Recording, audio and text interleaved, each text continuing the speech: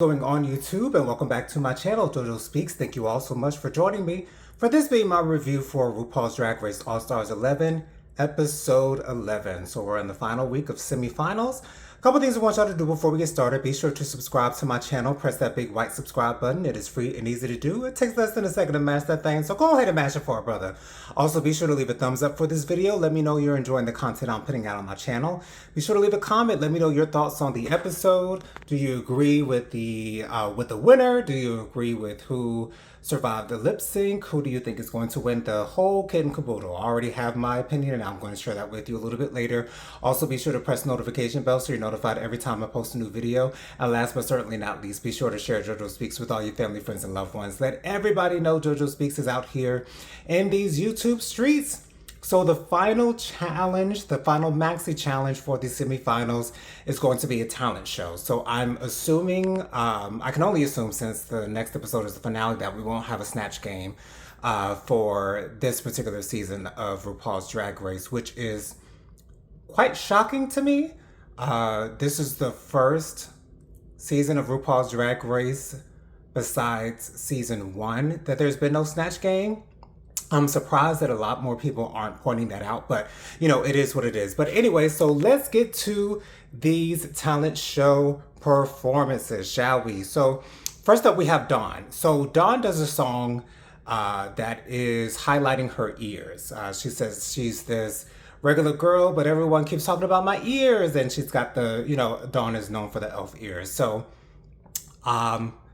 it was what Dawn could do. You know what I'm saying? I've never been the biggest fan of Dawn. Don't necessarily care for her, to be honest. So I'm gonna keep that short and sweet. I knew Dawn was not going to win the talent show, and I honestly don't think she's going to win the title. I don't see it happening. But anyway, shout out to Dawn.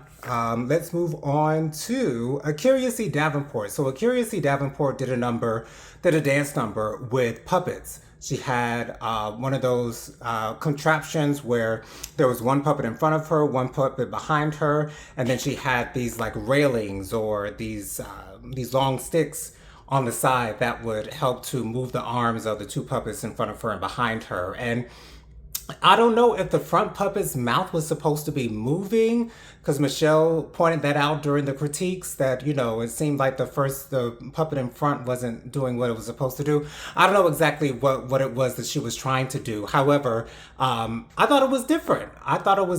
Of course, we've seen this type of performance on RuPaul's Drag Race before. I thought Akira did decent. I thought she did a decent job. As I've said before, Akira is the one queen that I'm rooting for, that I would love to win. Do I believe that she's going to win? Seeing that she was in the bottom 2 for both challenges in the semifinals, I'm assuming she won't. But it would be a great surprise if Akira C. Davenport ended up winning this title. Again, she is my favorite queen that is left, and shout out to Akira. It's great that she did something different. I believe that the queen said that they weren't allowed to just do a lip sync song, although quite a few queens just did a lip sync song, but it is what it is. But anyways, shout out to Akira. I thought she did great. Then we have Crystal Method. So Crystal Method initially said that her talent was going to be to bring awareness to global warming. That really didn't connect for me watching her performance. It was sort of kind of a burlesque type of situation where she was in a snowman outfit. Thought the snowman outfit looked great. She, you know, piece by piece was taking certain things off and things of that nature, and you know how burlesque performances go. So she ended the performance with pulling a carrot out of her backside and then placing it on the front. Of course, that got the hugest laugh out of RuPaul and the rest of the judges. Crystal actually ended up winning the talent show, which I'm not surprised by. With Crystal winning the 2 challenges in her first bracket and then both challenges in the semifinals, I have a great suspicion that Crystal Method is going to end up winning this entire thing. How do I feel about that? Crystal's a great drag queen. She's never been my favorite drag queen. I think Crystal is just what RuPaul is looking for this season. We we as an audience never really know what RuPaul is really looking for other than someone that can make her laugh. And I guess if that's the case, Crystal has probably made her laugh the most this entire season. So it would not surprise me if Crystal ended up winning. It would really surprise me if Crystal did not win this season. And I think that would be the best outcome, at least for me as a viewer. Once again, never been the biggest fan of Crystal Method. Not to say that she's a bad drag queen, she's just not my type of drag queen. For those of y'all who have been watching my reviews, I love the pageant queens. The pageant queens are my favorite type of drag queen. They are the essential representation of what a drag queen, in my opinion, would look like. Not should, but would look like.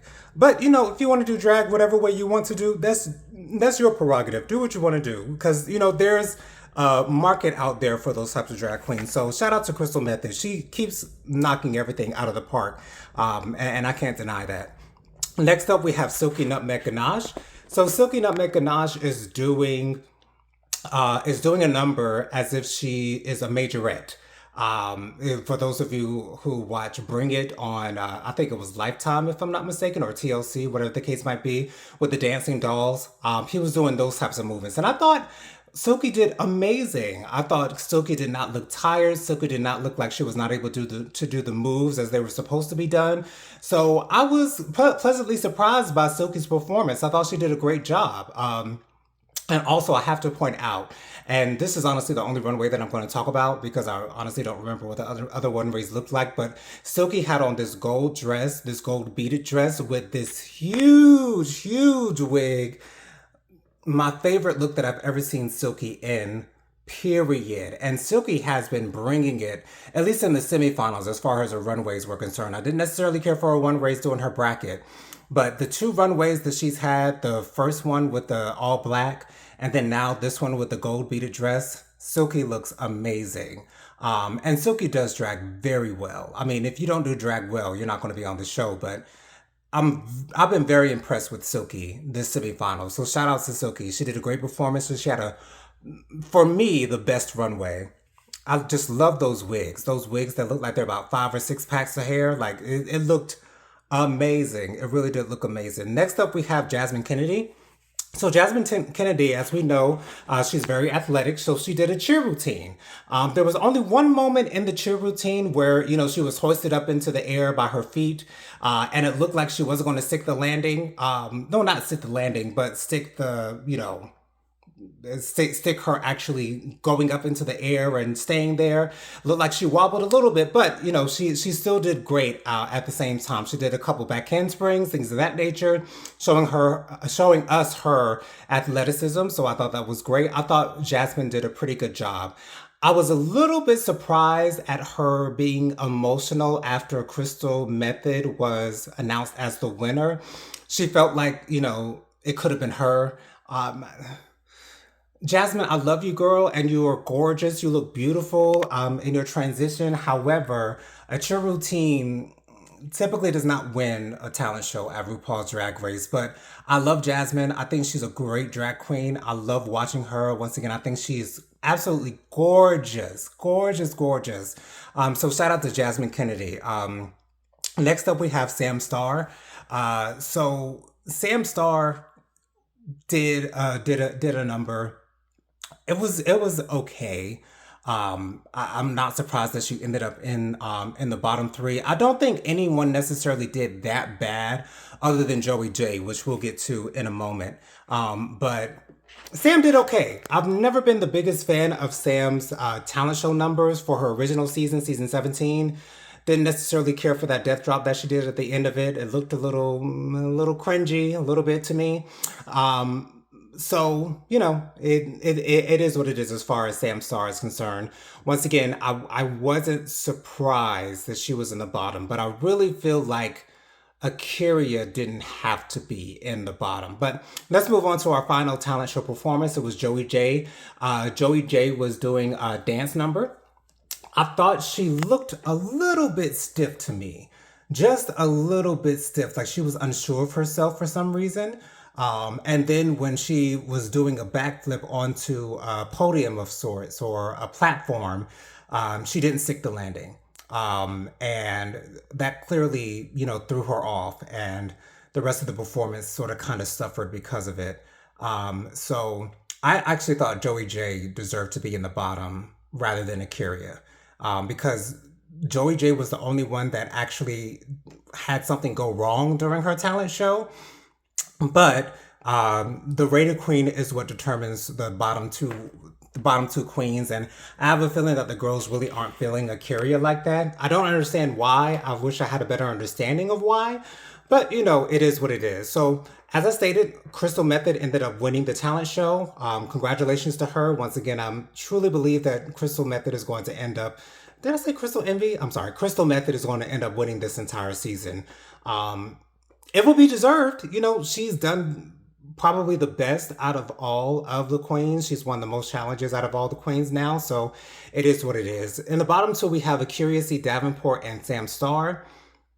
I really expected for Akira to lose this lip sync.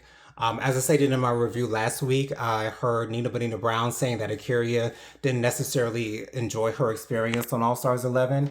But that's possibly because maybe she did not make it to the final lip sync, because she did end up beating Sam Starr in the lip sync. I was shocked at this. I was fully expecting for Akira to sashay away, but it was Sam Starr instead. So Sam Starr was a graceful loser in the lip sync. She went away with grace, and so I applaud that for her as well. So who do you guys think is going to end up winning the crown for All Stars 11? Let me know down in the comments. Be sure to join me every Thursday night at 8 p.m. for my live Hot Topics and Social Commentary show.